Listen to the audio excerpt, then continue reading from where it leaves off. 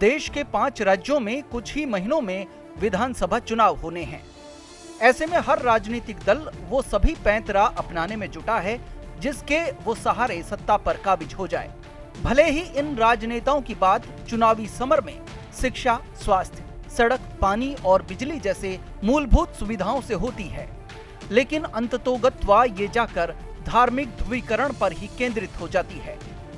चुनावी दौरे में इन नेताओं का धर्म अक्सर क्षेत्र के हिसाब से बदलता रहता है। तभी तो ये नेता कभी टोपी लगाकर मौलाना बन जाते हैं तो कभी जनेऊ पहनकर खुद को सच्चा राम भक्त बतलाते हैं। पहनता हूं, मैंने जनेऊ इसलिए दिखाया। मैं उनकी बात कर रहा था जो जनेऊ नहीं पहनते हैं, वो भी जनेऊ पहनने के लिए मजबूर है। मोदी जी ने जब से धर्म की बात की है, मोदी जी ने जब से जो है आस्था की बात की है, देश के अंदर मंदिरों की बात की है, हम लोगों ने बात की है, तो वो सब मजबूर हो रहे हैं। मैंने तो ये नहीं कहा मैं कि मैं इस पे कोई सियासत कर रहा हूँ। मैंने उस दिन कार्यक्रम में ये कहा था कि मैं जैसे जनेऊ पहनता हूँ तो बचपन से पहनता हूँ। जब से मेरा यज्ञोपवीत संस्कार हुआ है, मैं एक हिंदू परिवार में पैदा हुआ हूँ, तो मेरे धर्म में है कि जनेऊ पहनना है, तो मैंने जनेऊ दिखाया, उसमें कौन सी कमी है। हिंदुत्व के मुद्दे पर जहां बीजेपी का स्टैंड क्लियर है, वहीं कई चुनावों में हार का मुंह देख चुकी कांग्रेस धर्मनिरपेक्षता का चोला उतारकर आम आदमी पार्टी की हमराह बनकर हिंदुत्व की राह पर चल पड़ी है। ऐसे में इन दिनों धर्म नगरी हरिद्वार में बीजेपी, कांग्रेस और आम आदमी पार्टी के नेता साधु संतों की चौखट पर हाजिरी लगा रहे हैं। देखिए, जब से राम जन्मभूमि का आंदोलन चला तब से हिंदू वोटों का जो ध्रुवीकरण हुआ है, तो उसको लेकर जो है साधु संतों की जो पूछ है वो ज़्यादा बढ़ गई है, क्योंकि धर्मगुरु हैं, धार्मिक नेता माने जाते हैं। तो इसलिए राजनेता जो हैं वो धर्म सत्ता से वोट लेने के लिए, हिंदू वोटों को लेने के लिए इनके आगे, इनके दरबार में नतमस्तक होते हैं और इनकी पूछ करते हैं, इनके चरण दबाते हैं, और ताकि जो है हिंदू मतदाता जो है इनको वोट दे। एक कारण। और दूसरा कारण यह है कि जो जैसे कांग्रेस के जो नेता हैं उन पर ठप्पा लग गया है, या समाजवादी पार्टी के नेताओं पर, कि ये मुस्लिम परस्त हैं, तो हिंदू वोट इनको कैसे मिलेंगे। तो इसलिए वो अपना जो मुस्लिम परस्त की जो उनकी छवि है उसको धोने के लिए, उसको जो है धुंधला करने के लिए वो इन महंतों पे, साधु संतों के मत्था टेकते हैं, ताकि लोग कहें देखो भाई ये भी हिंदूवादी हैं, मंदिरों में जा रहे हैं, साधु संतों के आगे मत्था टेक रहे हैं। तो सब ये धंधा जो है, ये गोरख धंधा, वोटों का धंधा है। नेता लोग इसलिए आते हैं कि जब चुनाव आते हैं, वोट के खातिर साधु संतों के चक्कर लगाते हैं।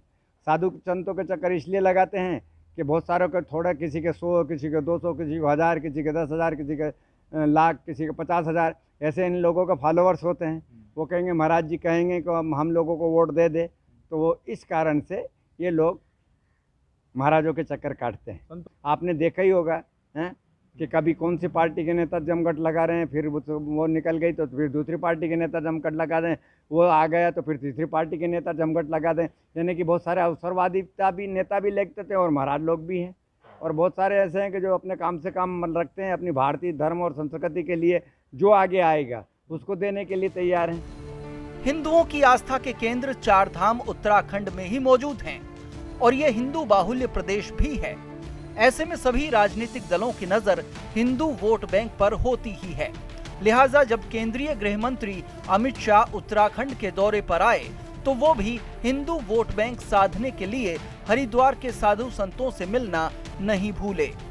वहीं पिछले कई महीनों से देवस्थानम बोर्ड के सहारे साधु संतों को लामबंद करने की कोशिश में जुटी कांग्रेस और आम आदमी पार्टी की मेहनत पर धामी सरकार ने पहले ही पानी फेर दिया है, जिसके बाद से उत्तराखंड कांग्रेस का पताका ढो रहे हरीश रावत भी साधु संतों के चक्कर लगाकर बीजेपी नेताओं को नकली हिंदू करार दे रहे हैं।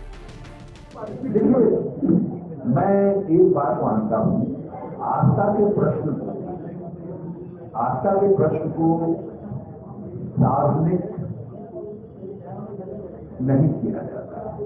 आस्था का प्रश्न आप अपने मंदिर को चौराहे पर नहीं रखते हैं, अपने देव घर के अंदर रखते हैं। गायत्री मंत्र का पाठ आप हर समय नहीं करते थे, हनुमान चालीसा आप हर समय नहीं पढ़ते। भाजपा ने कुछ समय से अपने को शोर प्रोप्राइटरशिप जो लेनी है हिंदू धर्म की, उसको कि हम ही सोल प्रोप्राइटर हैं, उसके मालिक हैं, ये सिद्ध करने के लिए वो जो चाहे सो दिखाते हैं। उसको मंत्र के साथ, मैं ब्राह्मण नहीं हूँ लेकिन हिंदू तो हूँ, अब औरों को कौन बताए यदि वो हट से निकाल करके दिखा देने हिंदू हो गया। बहरहाल चुनाव जीतने के लिए जहां बीजेपी अपने आप को सबसे बड़ा धर्म रक्षक बता रही है, तो वहीं दूसरे दल एक दूसरे पर तुष्टीकरण का आरोप मढ़ रहे हैं। लिहाजा धर्म और जात पात के शोर के बीच जन मुद्दे गौण हैं।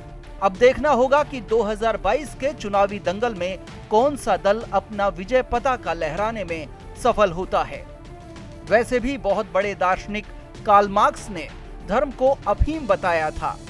अफीम के मद में व्यक्ति अपना बुद्धि विवेक खो देता है, लेकिन ये बात भीड़ पर लागू नहीं होती, क्योंकि भीड़ बुद्धि और विवेक से मुक्त होती है। ईटीवी भारत के लिए हरिद्वार से सुमेश खत्री की रिपोर्ट।